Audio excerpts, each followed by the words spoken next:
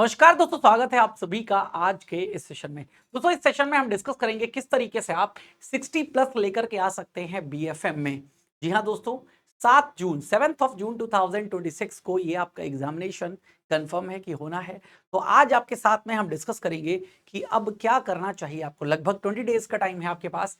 तो इस 20 डेज में अब क्या क्या करें, कौन कौन से टॉपिक्स को इंपॉर्टेंस दें और किस तरीके से आप इस एग्जाम को देखते हैं। क्योंकि याद रखिएगा, जो आपके चारों मैंडेटरी पेपर्स हैं सभी को एक जैसे तो नहीं आप मेजर करोगे, यानी कि सभी को देखने का नजरिया थोड़ा थोड़ा अलग होगा आपको, तभी आप उनमें मार्क्स लेकर के आ सकते हो। सभी को एक ही जैसे एंगल से देखोगे तो याद रखिएगा फिर जरूरी नहीं है कि आप उन एग्जामिनेशन को पास कर सको। क्योंकि अगर मैं बीएफएम की बात करूं तो बीएफएम इन चारों मैंडेटरी पेपर्स में, एक ऑप्शनल है आपका, बेसिकली आपके 5 पेपर्स होते हैं। तो ये जो मैंडेटरी पेपर है 4, इनमें बीएफएम आपका सबसे टफेस्ट एग्जामिनेशन माना जाता है, सबसे टफेस्ट।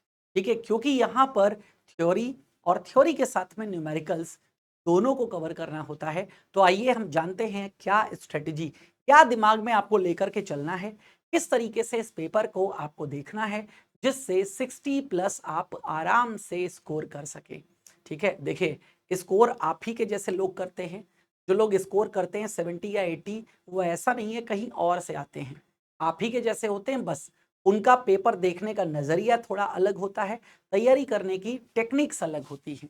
समय देखो, एक टॉपर्स के पास भी 24 घंटे है और आपके पास भी 24 घंटे। हालांकि यहाँ पर आप टॉप करो या 50 नंबर लाओ या 60 नंबर लाओ, वैल्यू सबकी बराबर होगी, इंक्रीमेंट सबको उतना ही मिलना है। 2 इंक्रीमेंट मिलने हैं सीआईबी क्लियर करने पर, 2 ही मिलेंगे। चाहे आपके मार्क्स यहाँ पर 80 हो 90 हो, यहाँ ऐसा नहीं है 90 ले आओगे तो कुछ और मिल जाएगा। 90 पर भी क्लियर्ड, 50 पर भी क्लियर्ड, बस 50 से कम नहीं होने चाहिए। तो कोशिश 60 प्लस की हमेशा होनी चाहिए, जिससे थोड़ा बहुत ऊपर नीचे हो तो एटलीस्ट आप 50 के ऊपर रहें।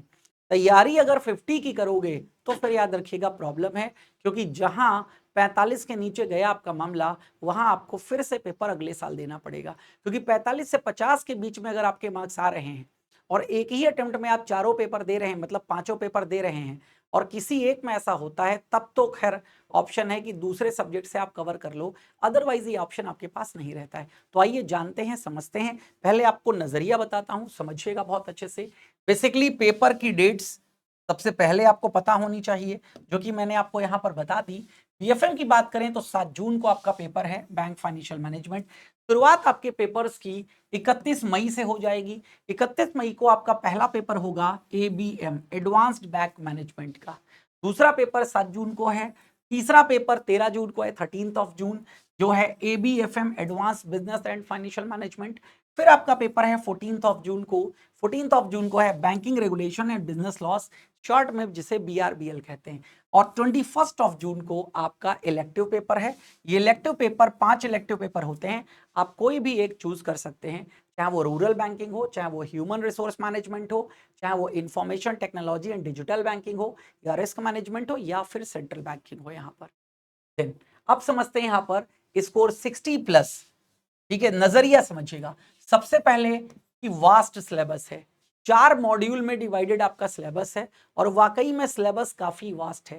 जितना समय आपको मिलता है 3 से 4 महीने का, इस पूरे के पूरे समय में इसको कवर कर पाना थोड़ा लेंदी काम होता है। दूसरा, numericals.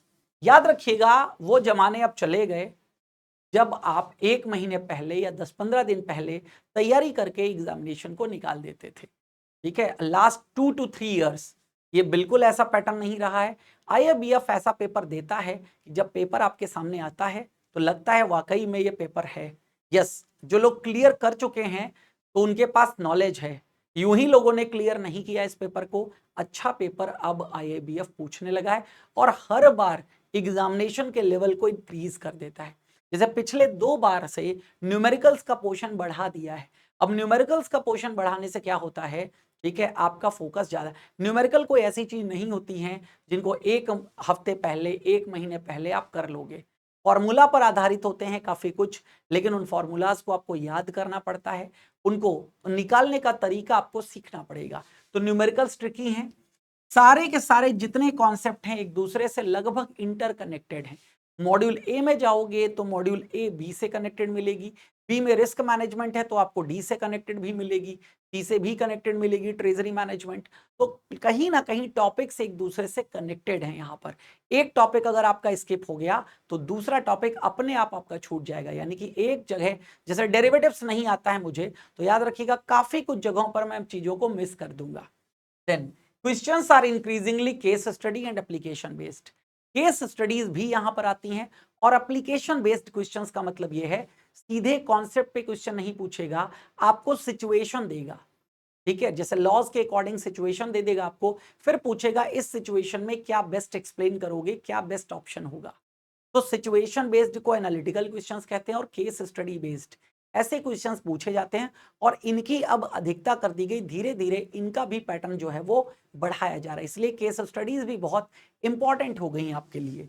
Then but the good thing क्या है, सबसे अच्छी बात यहां पर यह है कि पैटर्न ओरिएंटेड है। यानी कि अगेन याद रखिएगा, एक या 100 क्वेश्चंस आते हैं, एक या दो क्वेश्चन अगर छोड़ दिया जाए तो बाकी सारे क्वेश्चंस आपके सिलेबस के अकॉर्डिंग ही होते हैं। कोई भी क्वेश्चन ऐसा नहीं है जो आपके सिलेबस में अगर ढूंढो ना मिले। यानी कि सब कुछ आपके सिलेबस के अकॉर्डिंग है।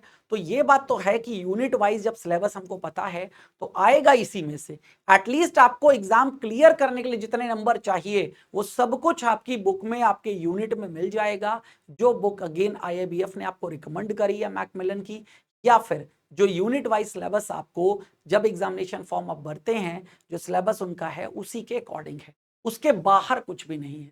तो जब चीजें पता है, जैसे एकेडमिक्स में होता था ना, हमें पता होता था, तो जब पता है उसके अकॉर्डिंग काम करना है। तो ये तो है। अब नजरिया तो ये समझ लीजिए, ये सब चीजें हैं आपके साथ जुड़ी हुई। अब क्या करना है, first understand the real exam pattern. Real exam pattern को समझना पड़ेगा। यहां पर usually BFM paper contains, BFM के पेपर में क्या होगा, 45 से 55 कॉन्सेप्चुअल MCQs होते हैं, यानी कि कॉन्सेप्ट पर आधारित होते हैं, सीधे सीधे थ्योरी क्वेश्चन।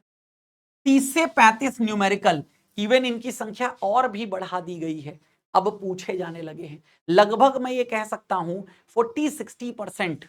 ठीक है, लेकिन कुछ पेपर्स में कुछ शिफ्ट, क्योंकि 3 शिफ्ट होती हैं आप जानते हो, यहां पर कुछ शिफ्ट में 50-50 का भी पैटर्न देखा गया है। यानी कि 50 नंबर के न्यूमेरिकल लगभग और 50 नंबर के ही आपकी क्या है, थ्योरी है। तो 50-50 का भी क्राइटेरिया देखा गया, बट अमूमन जनरली एवरेज तौर पे बात करें तो 30 से 35 न्यूमेरिकल्स यहां पर पूछे जाते हैं। Case study based analytical MCQs हैं, क्योंकि केस स्टडीज में आपको केसेस दिए जाते हैं और केसेस हमेशा एनालिटिकल ही होते हैं। यानी कि सिचुएशंस दी होती हैं, आपको उसी के बिहाफ पे काम करना होता है। Many questions directly from RBI या बेसल टर्मिनोलॉजी।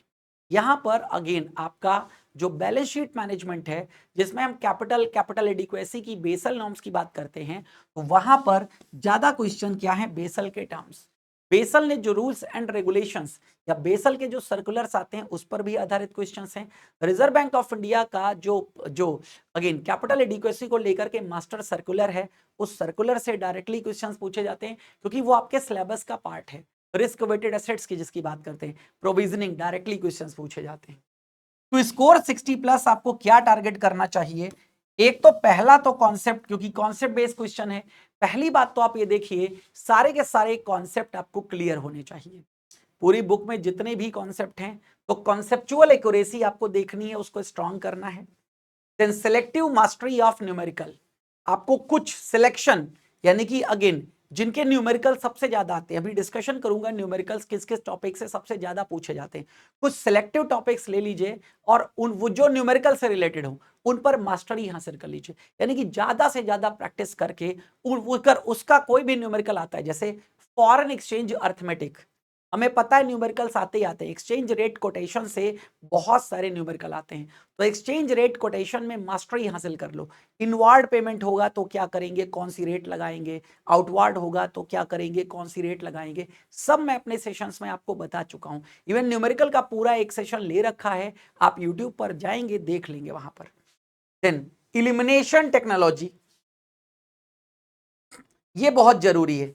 इलिमिनेशन टेक्नोलॉजी का मतलब ये होता है, कई बार क्या होता है, आप ऑप्शन देख करके ये पता लगा सकते हो ये नहीं हो सकता इलिमिनेट कर दो, ये नहीं हो सकता इलिमिनेट कर दो। तो अगेन कई बार हमको ये नहीं पता होता इसका सही ऑप्शन क्या है, लेकिन कौन नहीं हो सकता उसको इलिमिनेट करके भी हम ऑप्शंस को चेक कर सकते हैं। तो इलिमिनेट टेक्नोलॉजी का भी आपको इस्तेमाल करना है। देन फास्ट रिवीजन कैपेबिलिटी, आपके अंदर फास्ट रिवीजन कैपेबिलिटी होगी। वैसे फास्ट रिवीजन के लिए अगर मैं बात करूं यहां पर, तो सीआईबी का फास्ट ट्रैक बैच भी है जो हमारा इस समय चल रहा है, आप उसको ज्वाइन करके फास्टली अपने कॉन्सेप्ट को रिवाइज कर सकते हो। देन आगे समझिएगा, अब आगे आपसे डिस्कस कर रहा हूं module wise most important topics. हर एक मॉड्यूल में क्या आपको पढ़ना है, सबसे पहले इसको पढ़ना है, इसको आपको कवर कर लेना है, उसके बाद कुछ और कवर करना है। तो मॉड्यूल ए आपका है इंटरनेशनल बैंकिंग। इंटरनेशनल बैंकिंग में फेडाई रूल्स, फेडाई के टोटल 8 रूल्स हैं और फेडाई के रूल्स बहुत इंपॉर्टेंट हैं, अक्सर आपके एग्जाम में पूछा जाता है फेडाई रूल्स के बारे में। देन फॉरेन एक्सचेंज अर्थमेटिक, पूरा न्यूमेरिकल टॉपिक है ये, पूरा न्यूमेरिकल और सबसे ज्यादा न्यूमेरिकल लास्ट ईयर इसी टॉपिक से पूछे गए थे, जहां पर क्रॉस रेट के न्यूमेरिकल आते हैं, क्रॉस रेट, एक्सचेंज रेट्स में जितनी रेट्स होती है ना, देन एक्सचेंज रेट के, और अगेन एनालिटिकल टाइप भी क्वेश्चंस यहां पर पूछे जाते हैं, exchange rate quotation, exchange rate quotation, analytical type के भी क्वेश्चंस यहां पर आपसे पूछे जाते हैं। Then ECB, external commercial borrowings, हर बार क्वेश्चंस इस पर पूछे जाते हैं कि ईसीबी में लेंडर कौन होता है, ठीक है, ईसीबी के थ्रू फंड कौन रेज कर सकता है, ईसीबी में कॉस्ट सीलिंग क्या होती है, ईसीबी की minimum average maturity period MAMP क्या होता है, सारी चीजें। देन ट्रेड फाइनेंस पे क्वेश्चंस आते हैं, बायर्स क्रेडिट और suppliers credit. Then NRI concept जो है, नॉन रेजिडेंट इंडियंस जैसे, ठीक है, लास्ट ईयर भी पूछा गया था। डीम्ड रेजिडेंट का क्वेश्चन, यानी कि रेजिडेंट की आपको सारी शर्तें पता होना चाहिए, डीम्ड रेजिडेंट कौन होता है, रेजिडेंट कौन होता है, नॉन रेजिडेंट कौन होता है, क्योंकि इसी के अकॉर्डिंग एनआरआई सर्विसेज प्रोवाइड करी जाती हैं, ठीक है, इसी के अकॉर्डिंग टैक्स इंपोज किया जाता है, इसी के अकॉर्डिंग चूज होता है कौन सा अकाउंट आपके पास होगा। देन यूसीपीडीसी मोस्ट इंपॉर्टेंट, यानी कि यूनिफॉर्म, अगेन ये बेसिकली लेटर ऑफ क्रेडिट जो है ना, लेटर ऑफ क्रेडिट को गवर्न करने के लिए यूसीपीडीसी नॉर्म्स बनाए गए हैं, ठीक है, again uniform custom and practice for documentary credit बोला जाता है, ठीक है, इसको बनाया गया है। तो यूसीपी 600 ये मोस्ट इंपॉर्टेंट है जो लेटेस्ट चल रहा है। यूसीपी 600 में कुल 39 आर्टिकल्स हैं, इन आर्टिकल से डायरेक्टली क्वेश्चंस पूछे जाते हैं, डायरेक्टली क्वेश्चंस पूछे जाते हैं, ध्यान रखिएगा यूसीपी 600। और letter of credit most important है, एलसी और एलसी के टाइप, हर बार लेटर ऑफ क्रेडिट से क्वेश्चन पूछा गया है, इवन एलसी के टाइप्स पे क्वेश्चंस पूछे जाते हैं, जैसे ग्रीन क्लॉज एलसी क्या होता है, रेड क्लॉज एलसी क्या होता है, रिवॉल्विंग एलसी क्या होता है, बैक टू बैक एलसी क्या होता है, इस तरीके के questions. Then export finance, export finance पर भी आपके एग्जामिनेशन में क्वेश्चंस पूछा जाता है। एक्सपोर्ट के लिए फाइनेंसिंग बॉडीज हैं, एग्जिम बैंक भी काम करता है, ईसीजीसी भी काम करता है, ये चीजें आपको ध्यान में रखनी है। एलआरएस लिबरलाइज रेमिटेंस स्कीम एक क्वेश्चन हर हाल में आना है, और न्यूमेरिकल भी इसका पूछा जाता है हर हाल में, एक थ्योरी का क्वेश्चन हर हाल में आना है, एक न्यूमेरिकल हर हाल में आना है, ध्यान रखिएगा, ठीक है। न्यूमेरिकल जो आता है वो टीसीएस से रिलेटेड होता है, यानी कि टैक्स कलेक्टेड एट सोर्स। हालांकि इस बार टीसीएस में परिवर्तन हुआ है, लेकिन परिवर्तन अनाउंस किया गया है बजट 2026-27 में, लेकिन आपके लिए जो सिलेबस की कट ऑफ डेट होती है जून एग्जामिनेशन के लिए, वो कट ऑफ डेट होती है 31 दिसंबर। तो 31 दिसंबर तक एलआरएस में, टीसीएस में कोई बदलाव नहीं था, तो पुरानी जो रेट है ना, उसी रेट को फॉलो करके आप न्यूमेरिकल को सॉल्व करिएगा, जब तक कोई और चीज मेंशन ना हो। वैसे सिलेबस के अकॉर्डिंग मैंने बता दिया यहां पर, एलआरएस के न्यूमेरिकल्स भी मैंने कराए, आप बस गूगल पे सर्च, यूट्यूब पे सर्च कर लीजिएगा LRS numericals by Akhilesh sir, आपको मिल जाएगा वहां पर। Then case studies on LC and export finance, ये आती है, एलसी पर केस स्टडीज भी काफी देखी गई हैं, आपको मिलेगी, और एक्सपोर्ट फाइनेंस पर भी। तो ये मॉड्यूल ए के इंपॉर्टेंट टॉपिक्स हैं। फिर यहां पर हम मॉड्यूल ए के बाद मॉड्यूल बी की बात करेंगे।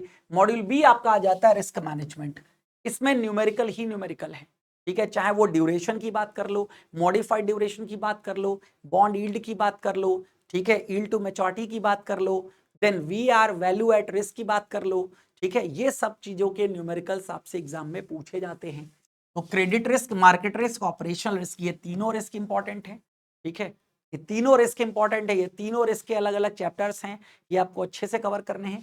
लिक्विडिटी रिस्क, और लिक्विडिटी रिस्क में न्यूमेरिकल्स की बात करते हैं तो LCR, NSFR, liquidity coverage ratio, net stability funding ratio, इसमें अक्सर आपसे एग्जाम में क्वेश्चंस पूछा जाता है, ठीक है। लिक्विडिटी कवरेज रेशियो में हेयरकट्स पे क्वेश्चंस पूछे जाते हैं, NSFR की बात करें तो अगेन इसमें ASF RSF में कौन कौन सी चीजें आती हैं, अवेलेबल स्टेबल फंडिंग क्या होती है और रिक्वायर्ड स्टेबल फंडिंग क्या होती है, RSF ASF, क्योंकि इसके फॉर्मूले में है ना high quality liquid assets, LCR के फॉर्मूले में है हाई क्वालिटी लिक्विड एसेट्स, तो हाई क्वालिटी लिक्विड एसेट्स कौन कौन सी होती हैं ये सब आपको पता होना चाहिए। Then integrated risk management, integrated risk management में जहां पर हम money market, securities market, forex market तीनों को, ये इंटीग्रेटेड ट्रेजरी का फंक्शन होता है, तो इंटीग्रेटेड ट्रेजरी पे क्वेश्चंस आते हैं। बेसल 2 और 3 नॉर्म्स याद रखिएगा, आना ही आना है क्वेश्चन। बेसल 3 से बेसिकली ज्यादा क्वेश्चंस पूछे जाते हैं, बट 2 और 3 का कंपैरिजन भी आता है। जैसे टीयर 3 कैपिटल की बात करें तो टीयर 3 कैपिटल बेसल 2 में थी, लेकिन बेसल 3 में इसे फेज आउट कर दिया गया। अब टीयर 3 कैपिटल जो कि मार्केट रिस्क के कवर के लिए होती थी अब नहीं होती है। ऐसी चीजें कंपैरिजन में पूछी जाती हैं। देन RAROC रैरोक, ठीक है, risk adjusted return on capital. Basically अगर मैं बात करूं तो रैरोक के न्यूमेरिकल्स आपको बैलेंस शीट मैनेजमेंट में मिलेंगे, मॉड्यूल डी में भी है, बट यहां पर भी कवर किया जाता है। खासकर पूछा गया था ROE, ठीक है, ROA और RAROC में तीनों में कौन बेटर है, return on equity, return on assets और return risk adjusted return on capital, कौन सा इनमें बेस्ट होता है और क्यों, ऐसे क्वेश्चंस एग्जाम में पूछे जाते हैं। तो RAROC सबसे बेस्ट होता है।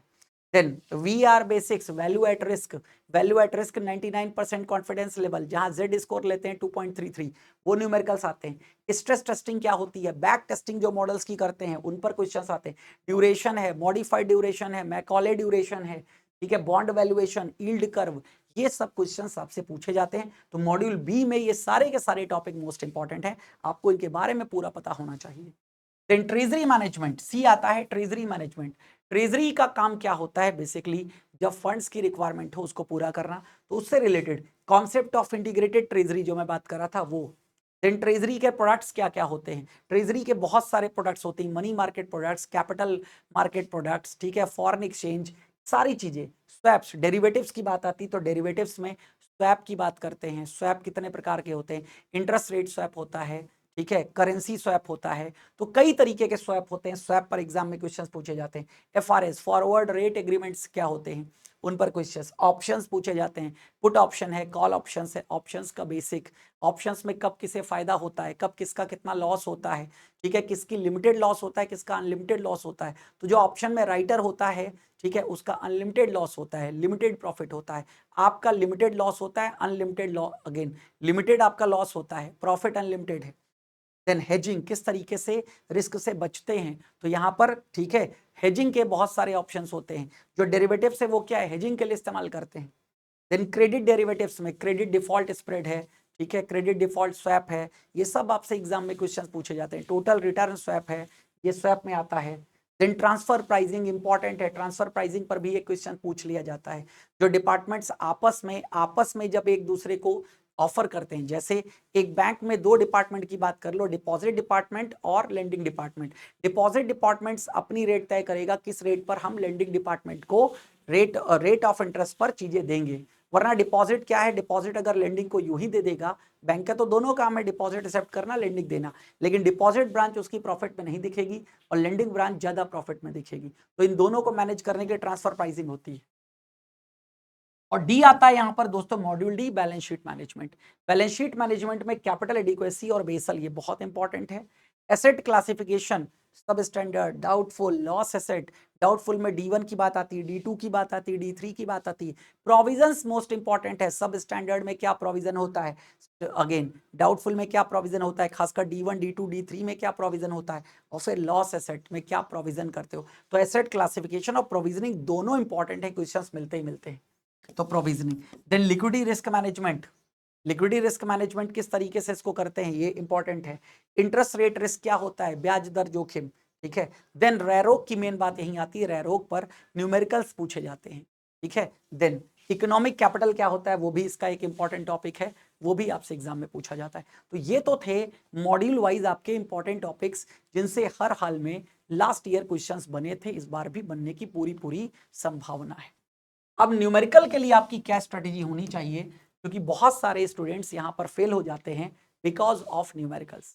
करी तो आपने चलो पढ़ ली, न्यूमेरिकल की आपने प्रैक्टिस ही नहीं करी, तो न्यूमेरिकल की वजह से आपके मार्क्स जो हैं वो, हालांकि नेगेटिव मार्किंग नहीं है, फिर भी लोग फेल हो जाते हैं, क्योंकि अच्छा खासा पोर्शन अब न्यूमेरिकल का पूछा जाने लगा है। न्यूमेरिकल को इग्नोर करके अब आप बीएफएम को पास नहीं कर सकते हो, आपको न्यूमेरिकल को साथ में लेकर के ही इसको पास करना है। You do not need to mastery every difficult numerical, आपको सिर्फ क्या करना है, फॉर्मूला क्लैरिटी रख लीजिए, फॉर्मूला आपको सबके पता होना चाहिए। देन पैटर्न रिकॉग्निशन, पिछली बार क्या क्या क्वेश्चंस पूछे गए थे, किन किन जगहों से, जैसे बताया मैंने ना, फॉरेन एक्सचेंज अर्थमेटिक क्वेश्चन आना ही आना है, ठीक है। देन फॉरेन एक्सचेंज अर्थमेटिक के बाद में अगर मैं बात करूं, ये एलसीआर एनएसएफआर क्वेश्चंस पूछे जाते हैं इस पर, ठीक है। एलसी की लिमिट पर भी क्वेश्चंस पूछे जाते हैं।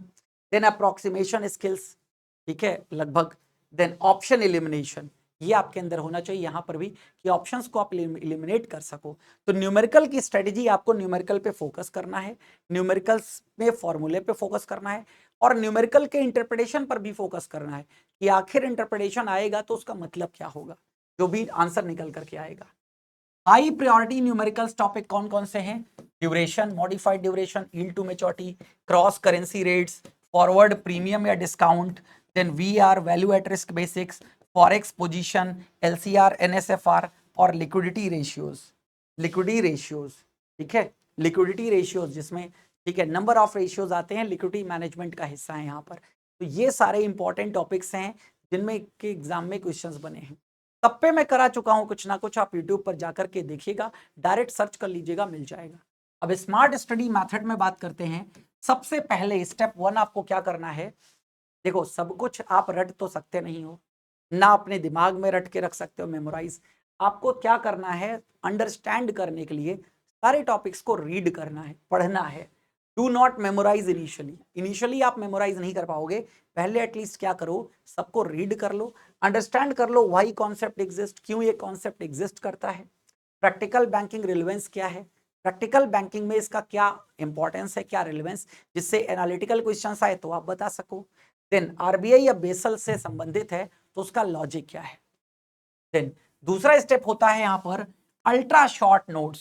दोस्तों कई बार क्या होता है, नोट्स की इंपॉर्टेंस आप नहीं समझते हो, आपको लगता है नोट्स दूसरे के मिल जाएं ज्यादा इंपॉर्टेंट है, सर नोट्स बनवा दीजिए। नोट्स आपके अपने होने चाहिए, जो कुछ भी आप पढ़ते हो ना, उसको एक दो लाइन में समराइज करके, जिससे आप जब देखो तब उस चीज को रिकॉल कर सको, ऐसे नोट्स बनाए जाते हैं। तो ऐसे नोट्स आप बनाइए, अल्ट्रा शॉर्ट नोट्स, ये आपके एग्जामिनेशन में, रिवीजन में बहुत काम आते हैं। देन ठीक है, क्रिएट क्या करिए, फॉर्मूला शीट आपको क्रिएट करना है, हर एक की एक पूरी शीट कर लीजिए, मैं भी इसमें हेल्प करूंगा आपकी, फॉर्मूला शीट आपको एग्जामिनेशन के पहले प्रोवाइड कर दूंगा। देन बेसल की समरी शीट होनी चाहिए आपके पास, ठीक है। देन फॉरेक्स कोटेशन शीट होनी चाहिए, कि सबसे पहले क्या होता है, इनवर्ड होगा तो क्या होगा, आउटवर्ड होगा तो क्या होगा। रेशियो की शीट होनी चाहिए आपके पास, और ट्रेजरी के शॉर्टकट्स, ठीक है, ये आपके पास इतना होना चाहिए। इन पर आपको अल्ट्रा शॉर्ट नोट्स बना करके रख लेने, अभी समय है आपके पास, आप बना सकते हो। तीसरा आता है सॉल्व एमसीक्यू एग्रेसिवली। देखो न्यूमेरिकल से बच तो सकते नहीं हो, तो न्यूमेरिकल पर मास्टरी हासिल करने के लिए ज्यादा से ज्यादा न्यूमेरिकल्स को लगाइए, सॉल्व करिए, एटलीस्ट शुरुआत वहां से करिए। जितने भी आपके बुक में क्वेश्चंस हैं, एक भी क्वेश्चंस आपसे छूटना नहीं चाहिए। जो मैकमिलन की बुक है, एक भी क्वेश्चन उससे छूटना नहीं चाहिए। और टेस्ट सीरीज आप दीजिए, जो ऑर्गेनाइजेशन के द्वारा आपको प्रोवाइड किया जा रहा है, उस टेस्ट सीरीज में नंबर ऑफ क्वेश्चंस हैं न्यूमेरिकल्स के, उनको सॉल्व करिए, ठीक है। This is the real game changer. तो मिनिमम टारगेट रखिए एटलीस्ट 500 एमसीक्यूज, 500 न्यूमेरिकल एमसीक्यूज हैं ये, न्यूमेरिकल्स आपको कर लेने हैं, कम से कम इतने आपको करने ही करने। Why? Because BFM repeat pattern, not exact questions. Pattern हमेशा रिपीट होता है, आईएबीएफ पैटर्न रिपीट करेगा। जैसे पिछली बार फॉरेक्स के क्वेश्चंस आए हैं, तो क्या इस बार नहीं आएंगे? ऑब्वियसली आएंगे फॉरेक्स के, तो पैटर्न रिपीट होगा ही होगा। टीसीएस पे क्वेश्चन पिछली बार भी आया था, इस बार भी आया था। रिस्क वेटेड एसेट से क्वेश्चन पिछली बार भी आया था, इस बार भी आएगा। तो ध्यान रखिएगा, क्वेश्चन हर हाल में आपसे पूछे जाएंगे। देन अब मोस्ट इंपॉर्टेंट एग्जाम सीक्रेट क्या है आपके लिए, ठीक है, ये एक मेमोरी एग्जाम नहीं है, ये एक लॉजिकल एग्जाम है। इलिमिनेशन, जिसमें आप इलिमिनेट कर सकते हो चीजों को। इंटरप्रिटेशन बेस्ड एग्जामिनेशन है। Often 2 options are eliminated immediately if concept clarity is strong. अगर आपकी कॉन्सेप्ट स्ट्रांग है तो 4 ऑप्शंस में 2 ऑप्शंस आप तुरंत ही देख करके एलिमिनेट कर सकते हो। इस तरीके का आपका एग्जामिनेशन क्वेश्चंस बनते हैं। बहुत कम ऐसे होते हैं जहां पर चारों आइडेंटिकल लगते हैं। गोल्डन रूल याद रखिएगा 60 प्लस के लिए एक ही है, रीड करना है, पढ़ना है, रिवाइज करना है, एमसीक्यूज आपको सॉल्व करना है, फिर रिवाइज करना है, फिर एमसीक्यूज सॉल्व करना है। यही गोल्डन रूल है 60 प्लस के लिए। इसको दिमाग में बिठा लीजिए और अभी से प्रैक्टिस करना शुरू कर दीजिए। कहीं पर कोई डाउट अगर आपको आता है तो हम तो हैं ना आपके साथ। हमारा टेलीग्राम चैनल फॉलो कर लीजिएगा। हर एक क्लास में अपनी मैं आपको टेलीग्राम चैनल का लिंक दे देता हूं, ठीक है। तो टेलीग्राम चैनल पे आप हमसे जुड़ सकते हैं, कोई भी आपकी क्वेरी हो तो आप हमसे कर सकते हैं। तो अभी से आप लोगों को best of luck for your examination. अच्छे से एग्जामिनेशन दीजिए और सीआईबी क्लियर करिए, क्योंकि सीआईबी क्लियर कर लेंगे तो आपको 2 इंक्रीमेंट मिल जाएंगे, डबल इंक्रीमेंट, ठीक है। तो मॉनेटरी बेनिफिट्स है और बेसिकली हम और आप जो भी काम कर रहे हैं, नो डाउट वो हमारा पैशन हो सकता है, लेकिन मॉनेटरी बेनिफिट सबसे पहले चाहिए हो, इसी के लिए हम मेहनत कर रहे हैं। तो ऑब्वियसली मेहनत आपकी सफल हो, बार बार एग्जामिनेशन ना देना पड़े कि इस बार भी आपने तैयारी करी, अब अगले बार फिर तैयारी कर रहे हो, ऐसी सिचुएशन आने मत दीजिए। तो अपनी तरफ से पूरी दम लगा दीजिए एक बार में, जितना आप कर सकते हैं, और समय निकालना पड़ेगा। कई बार आप बैंकर्स की ये क्वेरी आती है, सर समय नहीं मिलता। एक बात बताइए, जो लोग एग्जामिनेशन को क्वालिफाई कर रहे हैं, निकाल रहे हैं, वो भी तो समय कहीं ना कहीं निकाल रहे हैं। मैंने क्या कहा, हर व्यक्ति के पास 24 घंटे है। ऐसा नहीं कि किसी व्यक्ति के पास 48 घंटे हैं, आपके पास 24 घंटे हैं, तो आप उनसे compete नहीं कर सकते। हर एक व्यक्ति बैंकर है, क्योंकि उसी के लिए एग्जामिनेशन है सीआईबी। सीआईबी तो नॉन बैंकर दे भी नहीं सकता। जीआईबी चलो डीबीएफ के नाम से है, जो नॉन बैंकर दे सकते हैं, लेकिन सीआईबी बैंकर्स ही दे सकते हैं। तो हर एक व्यक्ति जो एग्जामिनेशन को क्रैक कर रहा है, जो इसमें क्वालिफाई कर रहा है, वो बैंकर है। और बैंकर है तो मिनिमम 8 आवर्स, कम से कम 8 घंटे की ड्यूटी कर रहा है, कम से कम 8 घंटे से ज्यादा की भी कई लोग करते हैं, मैं यही नहीं कर रहा हूं, लेकिन मिनिमम 8 आवर्स तो कर ही रहा है। तो 8 घंटे की ड्यूटी हर कोई कर रहा है, आपके जैसे ही। समय निकालिए, जीवन में कुछ पाने के लिए कुछ खोना पड़ता है, कुछ रातें खराब करिए, ठीक है। कुछ पा लेंगे तो वो बेनिफिट आपको आगे मिलेगा, लेकिन आज नहीं तो कल आपको याद आएगा फिर सीआईबी अगर नहीं कर पाएंगे। जैसे हमारे पास तो बहुत सारे एग्जाम्पल्स आते हैं। अभी एक व्यक्ति हैं 22 साल से नौकरी कर रहे हैं, एग्जामिनेशन 22 साल से तैयारी कर रहे हैं, मतलब 22 साल से बैंक में जॉब कर रहे हैं। अब उनको याद आया, जब एक प्रमोशन उनका फंसा, तब याद आया कि इसके लिए सीआईबी जीआईबी क्लियर करना जरूरी है। तो सोचिए, अब वो जीआईबी और सीआईबी की तैयारी कर रहे हैं, दोनों एग्जामिनेशन के क्लियर नहीं, और बल्कि जॉब करते हुए 22 साल हो गए। सोचिए, तो ऐसे आज नहीं तो कल आपको जीआईबी सीआईबी की आवश्यकता पड़ेगी। तो बस कुछ नहीं, अपने आप को खुद को मोटिवेट रखिए और अच्छे से मेहनत करिए, एग्जामिनेशन को क्रैक करिए। कोई टफ नहीं एग्जामिनेशन को क्रैक करना, बशर्ते आपको कॉन्सेप्ट सारे पता होने चाहिए। जहां नहीं पता है हमारे साथ जुड़िए। तो मिलते हैं अगले सेशन में, ठीक है। तब तक हमें दीजिए इजाजत। Thank you, thanks a lot.